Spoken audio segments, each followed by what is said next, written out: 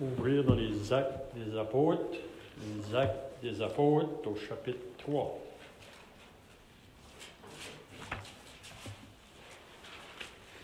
Actes des Apôtres au chapitre 3, puis on lit à partir du verset 12. C'est Pierre ici qui va se lever pour parler. Donc il dit, Pierre, voyant cela, dit au peuple, « Hommes israélites, pourquoi vous étonnez-vous de cela? Pourquoi avez-vous les regards fixés sur nous, comme si c'était par notre propre puissance ou par notre piété que nous avons fait marcher cet homme?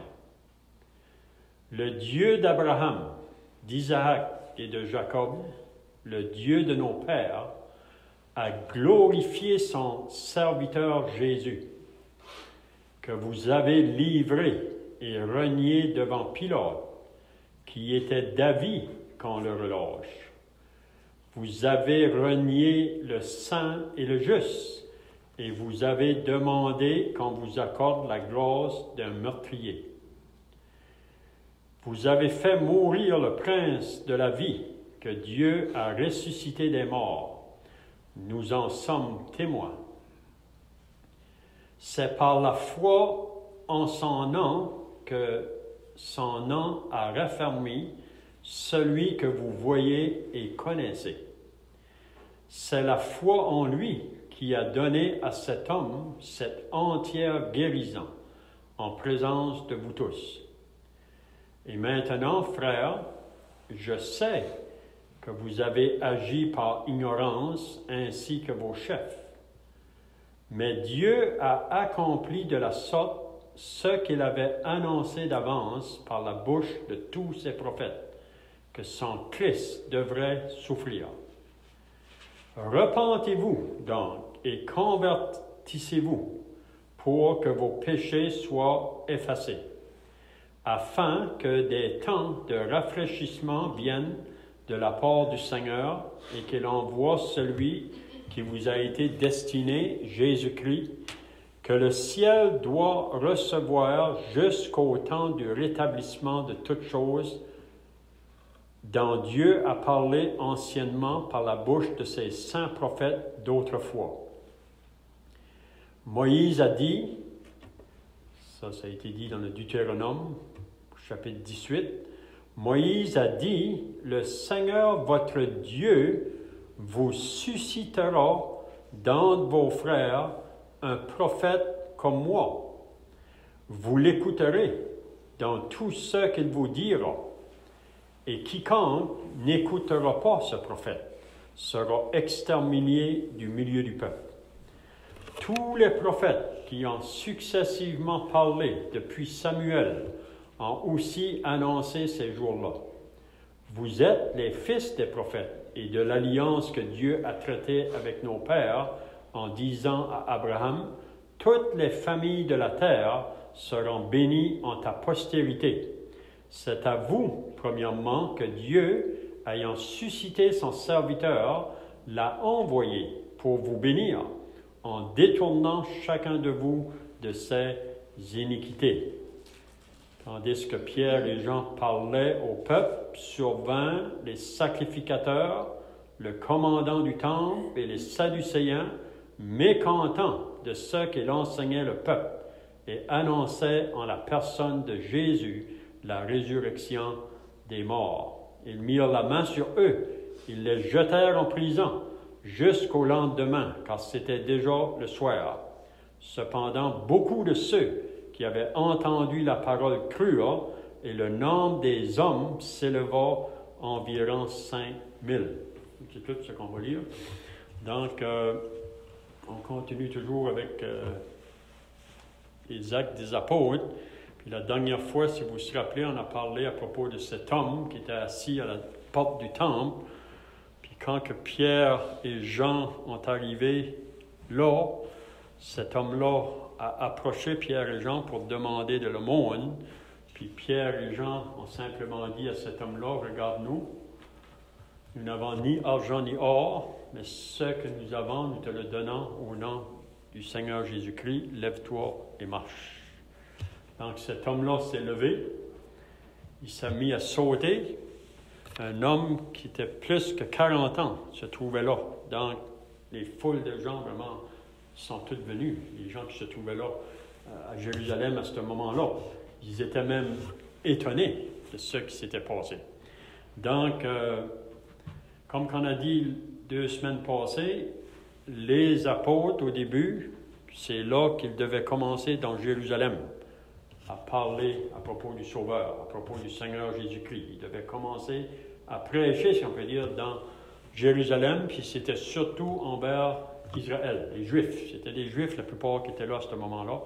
Puis on sait que plus tard, comme on a dit là, au chapitre 8, quand il y a une persécution qui va venir, les disciples vont être dispersés pour aller ailleurs, puis l'Évangile va faire son progrès, si on peut dire. Mais là, c'est ce qu'on a lu un matin. Hein? Après que Pierre et Jean, au nom du Seigneur Jésus-Christ, cet homme-là a été guéri, ça a vraiment attiré beaucoup de personnes qui vont venir. Puis c'est là que Pierre, encore, pour la 2e fois, on avait vu dans le 2e chapitre, Pierre s'est levé pour parler. Plusieurs personnes se sont converties. Mais là, ici, pour une 2e fois, Pierre, encore, va se lever pour parler. Puis il va parler directement à ce peuple, Israël. Vous savez, Israël était le peuple qui avait été choisi par Dieu sous l'ancienne alliance, pas parce qu'ils étaient meilleurs que les autres peuples. On lit ça dans Deutéronome, c'est pas qu'ils étaient différents des autres peuples. Mais Dieu, dans sa grâce, avait appelé ce peuple-là, puis c'est à eux qu'il a fait connaître les commandements, c'est à eux qu'il a révélé beaucoup de lui-même, vraiment. Même par son bras puissant, c'est lui qui les avait fait sortir du pays d'Égypte, puis ils ont vu vraiment la puissance de Dieu à l'œuvre parmi eux. Puis même après qu'il avait donné la loi, ce peuple-là avait dit, on va faire tout ce que tu nous as dit. On va faire tout ce que tu nous as dit. Mais on sait, si vous lisez l'histoire, c'est pas longtemps que le peuple s'est détourné. Un matin, je lisais dans Néhémie. Si vous lisez Néhémie, chapitre 9, vous allez lire à propos de l'histoire d'Israël, vraiment. Néhémie rappelle simplement tout ce que Dieu a fait à ce peuple-là. Et ce peuple-là a pris un chemin d'égarement qui ont éteint même la voix des prophètes. Ils ne voulaient plus entendre, puis ils ont pris un chemin, puis Dieu a dû juger ce peuple. Mais vous savez que Dieu est un Dieu de restauration. Dieu veut toujours que le peuple qui s'égare revienne. Puis le moment que le peuple est repentant, Dieu va intervenir. Il intervient. Donc, mais ici, on voit que quand Pierre parle, comme on avait dit la dernière fois, si vous lisez le prophète Malachie, le dernier prophète de l'Ancien Testament, lisez c'est là que je lis aussi le matin, là, puis on voit la condition d'Israël, qui continuait à aller au temple, ils faisaient le sacrifice, mais très loin de Dieu. Puis il y a 400 ans qui se passent entre Malachie et Matthieu. Puis c'est ici que Jésus arrive, puis on sait, comme on a entendu ce matin dans l'adoration, il est venu vers les siens, c'est-à-dire Israël, parce que c'est à eux vraiment qu'il devait venir en premier, il devait venir vers eux, mais les siens comme nation ne l'ont point reçu. Les siens ne l'ont point reçu. Il y a des individus dans la nation qui l'ont reçu. Et on prend l'exemple de Marie, Joseph, Simeon, les disciples qui ont suivi Jésus, c'était des Juifs.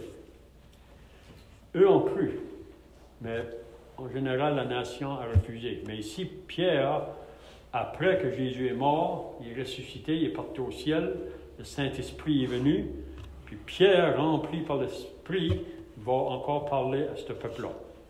Donc, on a lu au verset 12, Pierre, voyant cela, dit au peuple, « Hommes israélites, pourquoi vous étonnez-vous de cela? » Donc, pourquoi que vous vous étonnez de voir cet homme-là qui est pleinement guéri là, de sa paralysie, si on peut dire. Cet homme qui était boiteux de naissance. Pourquoi vous étonnez-vous de cela?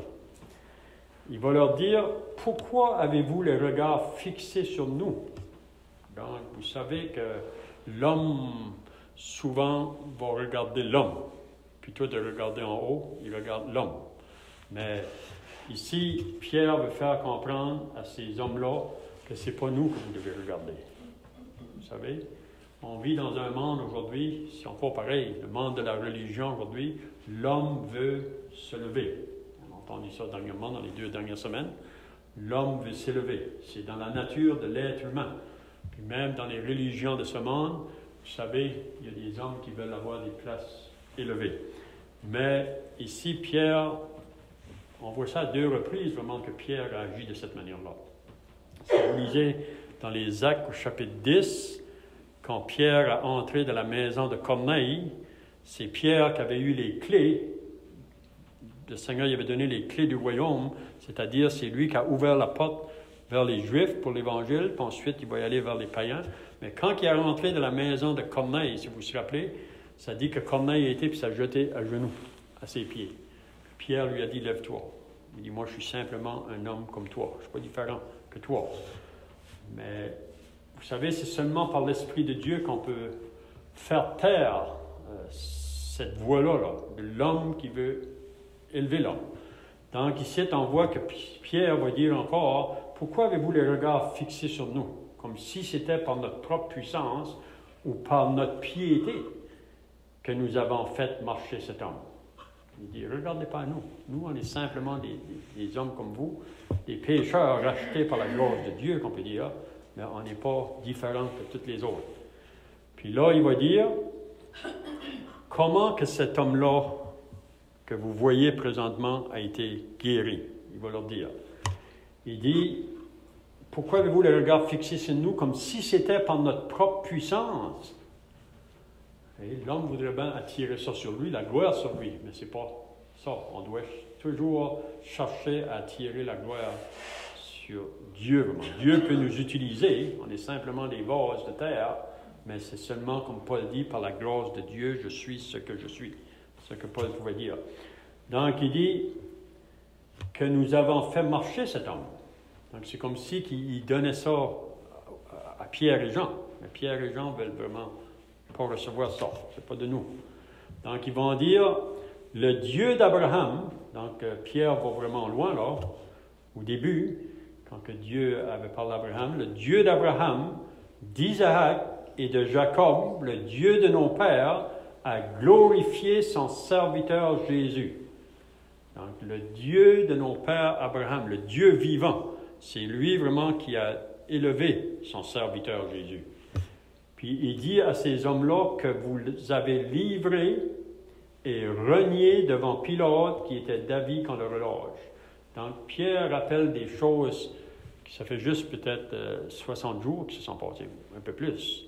Et il parle au peuple d'Israël, à ses chefs religieux, puis il leur fait comprendre que ce Jésus que le Père a élevé, il dit, vous l'avez livré et renié devant Pilate. Vous vous rappelez, quand que Jésus a été amené devant Pilate, on lit ça à la fin des évangiles, Pilate, qui était le gouverneur romain dans ce temps-là, quand il a vu cet homme-là venir à lui, il ne pouvait pas trouver aucun mal en lui. Il ne pouvait pas trouver de mal. Puis à plusieurs reprises, Pilate a essayé de le faire relâcher. C'est ça qu'il a voulu faire. Puis la chose qu'il a voulu faire, c'était la coutume dans ce temps-là, qu'à chaque Pâques, on relâchait un prisonnier. Donc Pilate a pensé, voilà la chose que je peux faire pour que Jésus soit relâché. Donc il a fait venir un prisonnier qui avait commis un meurtre, Barabbas, puis il l'a placé à côté de Jésus, puis il a demandé à la foule, qui voulez-vous que je vous relâche? Pilate avait quand même une autorité. Il aurait pu prendre position, Pilate, pour dire, on va prendre position pour Jésus, mais Pilate, pour moi, à cause de sa position de gouverneur, vous savez, il y a beaucoup de personnes aujourd'hui qui sont empêchées d'être sauvées à cause des choses qu'ils ne veulent pas relâcher, ne veulent pas renoncer. Même hier, j'ai parlé avec une personne hier, puis elle m'a dit, elle n'est pas sauvée, mais j'ai dit, est-ce que tu réalises vraiment qu'est-ce que ça veut dire, ça, que tu n'es pas sauvé? Parce que j'ai dit, si tu devrais mourir aujourd'hui, où tu vas être. Elle dit, c'est vrai. Mais j'ai dit, beaucoup de gens sont prêts à dire qu'on n'est pas sauvé ou qu'on est pécheur, mais ils ne réalisent pas vraiment où que s'il meurt, où il va être. Parce que si on réaliserait vraiment dans la réalité que moi, si je meurs aujourd'hui dans mes péchés, que je vais être chassé de Dieu éternellement, ça devrait nous réveiller. Mais on sait que l'ennemi, lui, mais il y a quelque chose qui empêche. Il y a toujours des obstacles qui empêchent chaque homme de venir au Seigneur Jésus. Pilate, pour moi, c'est ta position de gouverneur. Il n'était pas prêt à perdre cette position-là pour prendre position pour Jésus, parce qu'il aurait pris position pour Jésus, le danger qu'il pouvait perdre sa place comme gouverneur. Pour moi, c'est ça qui a été le point. Mais Pierre dit ici à ces gens-là, il dit, vous avez livré Jésus, vous l'avez renié devant Pilate, qui était d'avis qu'on le relâche. Pilate aurait voulu le faire relâcher, mais à sa grande surprise, quand il a demandé « Qui voulez-vous que je vous relâche ?» ils ont dit « Relâche-nous Barabbas, crucifie Jésus. » Donc, relâche-nous le coupable pour crucifier l'innocent. C'est ça qu'ils ont décidé. Donc, Pierre lui dit ça très clairement. Vous savez, on sait que c'est Pilate, comme roi, qui était romain, qui ont fait mettre Jésus à la croix, mais c'était vraiment le peuple juif qui était en arrière de ça, pour faire mourir Jésus. Il dit, vous avez renié le saint et le juste, et vous avez demandé qu'on vous accorde la grâce d'un meurtrier. Donc, vous avez renié le saint. Vous savez, quand Pierre parle de ça, vous savez que Pierre avait renié le Seigneur, pas longtemps avant non plus. Mais pas de cette manière ici, je crois. Pierre a renié le Seigneur par la crainte pour sa vie, on pourrait dire. Vous savez, après qu'on a arrêté le Seigneur, Pierre l'a suivi, le suivait de loin, puis il est rentré même dans la cour, puis il était là avec les autres. Puis quand ils sont venus pour lui dire, Pierre, tu es un de ces hommes-là? Je ne connais pas. Il a renié. À 3 fois. Jésus avait dit à Pierre, avant que tu m'aies renié une fois, le coq chantera 3 fois, je pense.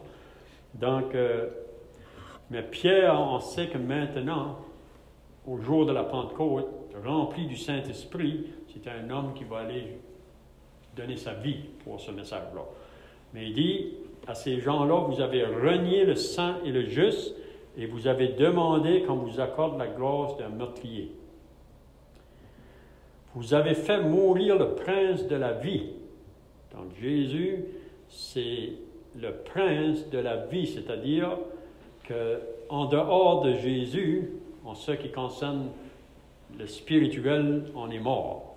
Vous savez, l'homme, après que le péché est entré dans le monde, il a pris un chemin contraire à Dieu. Il est mort spirituellement aux yeux de Dieu. Puis la seule manière que l'homme, dans ses péchés, peut avoir la vie de Dieu, c'est par le Seigneur Jésus-Christ. C'est lui le prince de la vie. C'est lui qui pouvait dire, je suis le chemin, la vérité et la vie. Personne ne vient au Père que par moi. Vous avez fait mourir le prince de vie que Dieu a ressuscité des morts. Non, vous l'avez fait mourir, mais ils ne pouvions pas le faire mourir. Vous savez que Jésus a dit, je donne ma vie. Je la donne. Il n'y a personne qui peut prendre ma vie. Je la donne. Puis aussi, je peux aussi la reprendre. Parce que Jésus, qui était l'homme parfait, ne pouvait pas mourir. Mais la raison qu'il est mort, c'est parce qu'il a donné sa vie. S'il n'avait pas donné sa vie, il n'y a personne de nous qui aurait été sauvé. Personne. Il fallait que Jésus meure pour les péchés du monde entier. Puis c'est ça qu'on lit juste par la suite, là. Donc, il dit, vous avez fait mourir le prince de vie que Dieu a ressuscité des morts. C'est vrai que Jésus est entré dans la mort, mais la mort ne pouvait pas le retenir. Son corps ne pouvait pas voir la corruption. Et 3 jours après, Dieu l'a ressuscité d'entre les morts. Puis, vous savez, il y a encore beaucoup de personnes aujourd'hui dans le monde qui nient cette vérité-là. Il y a beaucoup de personnes, des milliers de personnes qui refusent de croire que Jésus est mort. Que Jésus est ressuscité 3 jours après. Mais Jésus l'a prouvé, sa résurrection même, en apparaissant à ses disciples par la suite. C'est ça que Pierre dit, nous sommes témoins. Vous savez, ça prend juste 2 personnes pour prouver qu'une chose est vraie. Selon l'Ancien Testament, 2 ou 3 personnes.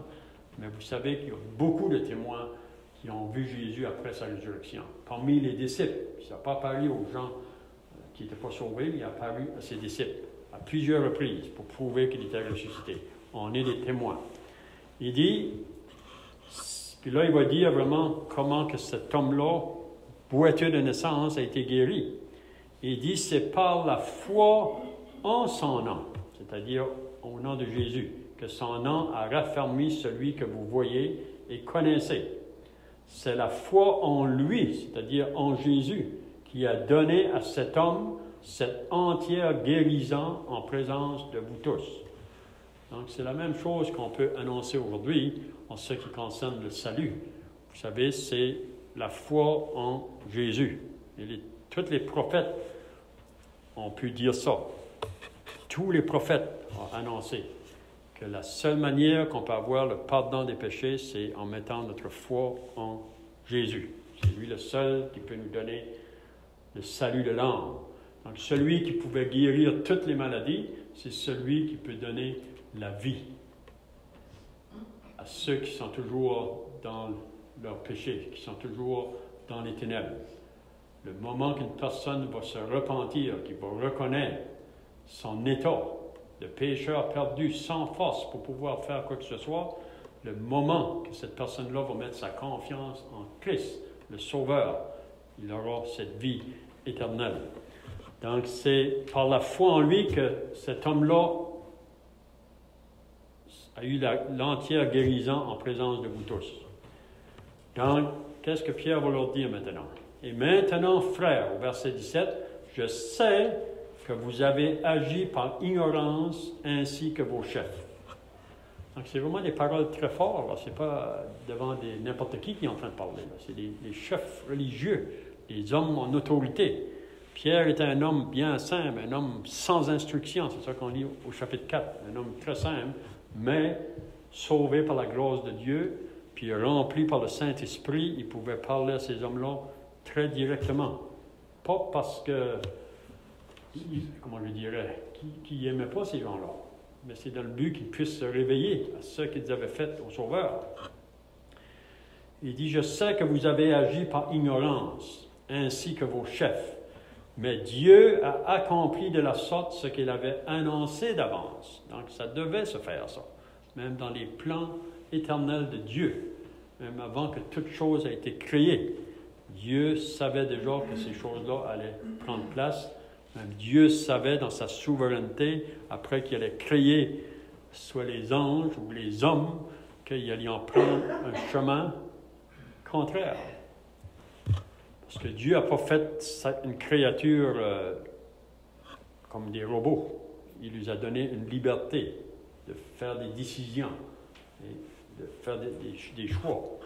Puis on sait que l'homme,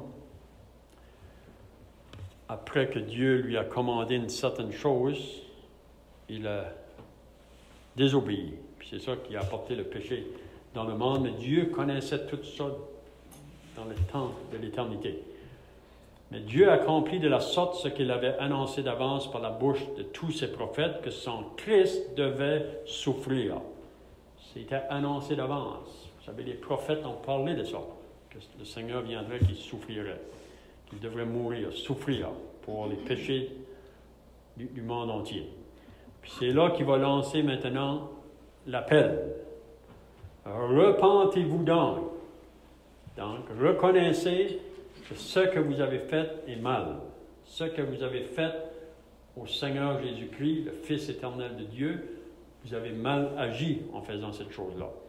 Donc, repentez-vous et reconnaissez. Donc, et convertissez-vous pour que vos péchés soient effacés. Donc, il faut se repentir, puis il faut croire en Jésus, celui que Dieu a envoyé comme le seul sauveur des pécheurs, puis celui que Dieu va placer sur l'autorité suprême, le roi des rois et le seigneur des seigneurs. C'est à lui qu'il faut se soumettre, qu'il faut se courber. Repentez-vous donc et convertissez-vous pour que vos péchés soient effacés. afin que les temps de rafraîchissement viennent de la part du Seigneur et qu'il envoie celui qui vous a été destiné, Jésus-Christ. Que le ciel doit recevoir jusqu'au temps du rétablissement de toutes choses, dont Dieu a parlé anciennement par la bouche de ses saints prophètes d'autrefois. Donc, qu'est-ce que Pierre est en train de lui dire? Que tout ce qui a été dit à propos du Seigneur Jésus par les prophètes, ça va s'accomplir exactement comme ça a été dit. Donc, on ne peut pas passer au-delà de ça. Ça va se faire.